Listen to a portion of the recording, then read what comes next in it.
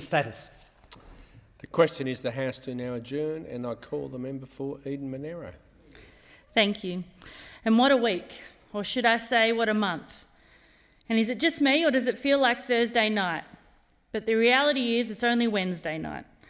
The other harsh reality is the distress caused over the last 4 or 5 weeks as the sickening conduct of some in this place has been laid bare. Light is a disinfectant, and as hard as the news has been to hear, and as hard as this is for survivors, this is a necessary and powerful conversation we need to have in order to drive change. In saying that, it's critical that those charged with leading this change move forward with empathy and a willingness to learn and listen. The old saying of you have one mouth and 2 ears, and they should be used in that ratio, rings true. It is an honour and a privilege to be a member of this Parliament, but I am disappointed that the service I have come here to fulfil has been overshadowed by a dark culture weighing down our work. This workplace needs to supercharge the reforms needed so that we can truly serve every Australian. After hearing the Prime Minister's attempt at a mea culpa yesterday, Nick from Carwoola wrote to me with his thoughts. As my local MP for Federal Parliament, Nick wrote, I would like to share with you some news for our PM regarding the treatment of women in the workplace. I work in a large private sector firm, and I can assure the PM that the activities of LNP staffers in women's offices and ministers' offices does not occur in our workplace. The PM and the LNP need to do more to support and nurture women in Parliament. And Nick was not the only one that has written to me in recent weeks. This discussion has stirred people in a way that only adds further to my advocacy on this matter. Tracy at Murrum Bateman writes, I was horrified to read today that the Prime Minister appears to be taking no action about a rape allegation. The PM really needs to read the room and understand that trying to brush things under the carpet is not going to work. And David at Jerrabomberra says, I'm writing to you tonight to express my dismay with the federal government's handling of recent incidents. This is not just about what goes on in Parliament. Federal Parliament needs to help resolve this toxic culture in Australia. And then there's Phil. Why is the rule of law deemed to be so powerful that by challenging the way it's administered, one is at risk of being turned into a pillar of salt? The women and men of Eden-Monaro are shaking their heads and calling for action. These sorts of emails started landing in my inbox 4 weeks ago, and we finally saw a glimmer of understanding yesterday from the Prime Minister.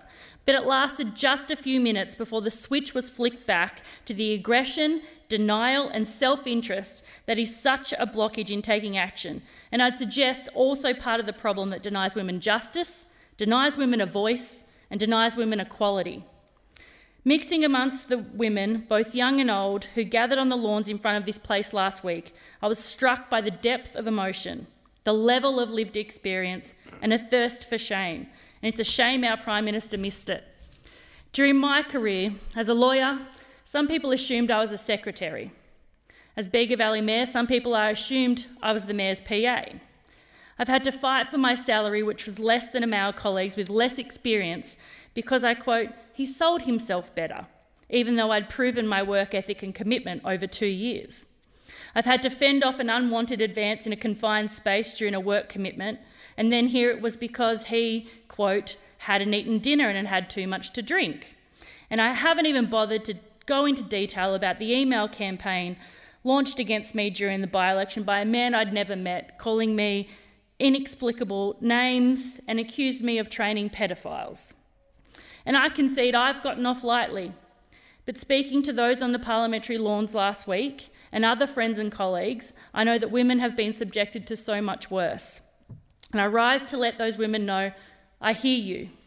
And I'm here to add my voice to yours so that the Prime Minister might hear you too. For those listening and those reading between the lines, something else is also emerging. The ABC's Lee Sales pulled those threads together last week in Sydney. She said, it is sickening to see this constant situation where powerful people and institutions exploit less powerful people. And you can imagine the applause she received. And I encourage anyone who hasn't read the transcript to do so. This workplace is like no other, but that is no excuse to behave differently to other workplaces. The government of the day sets the standards, and many in my community feel as though standards have been dropped. Not just that they are slipping, not just in terms of our treatment of women, but also in terms of those most in need. The people in my electorate rebuilding their lives after drought, bushfire, COVID-19 and flooding are saying that they feel left behind. And when we leave one person behind, we're all drawn backwards. Thank you to those who have raised their voice. I hear you. Time has concluded. Question is the House to now adjourn, and I call the honourable member for Boothby.